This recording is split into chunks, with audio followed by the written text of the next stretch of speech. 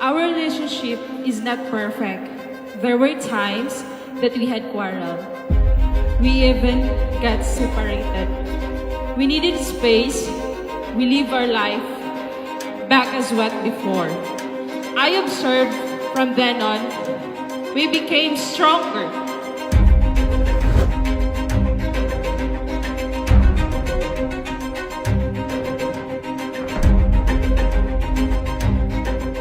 Hi, boss.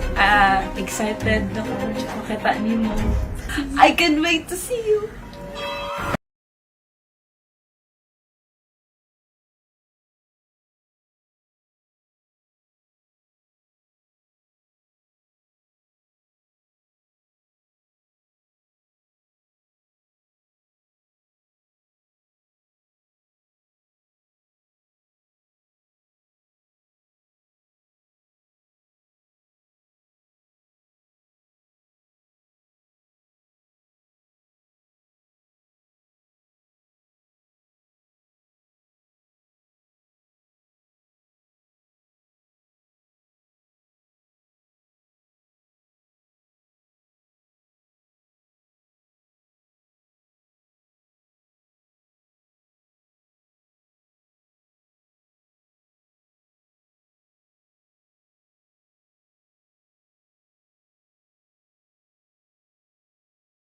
Today, boss, this is the day na finally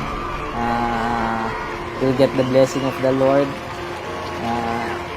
Though medyo nauna si Dylan, kaya ang blessing, but still, at least karon na nata in front of God.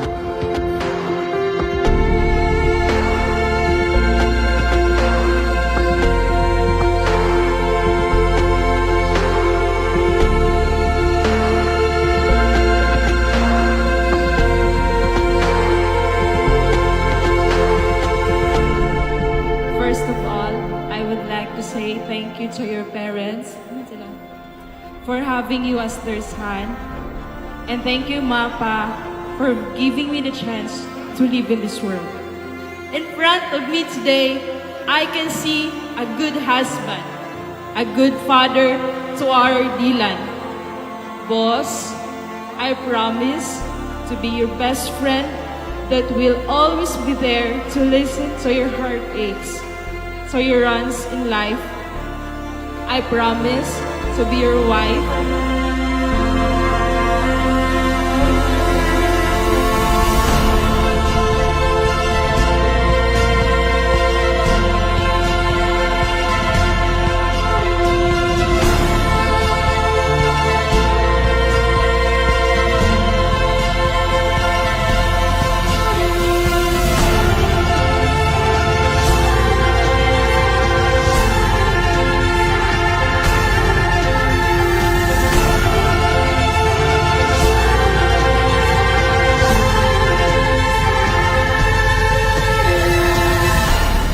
Boss, in front of our friends and relatives and families gathered here, I promise to love and cherish you through the good and bad times.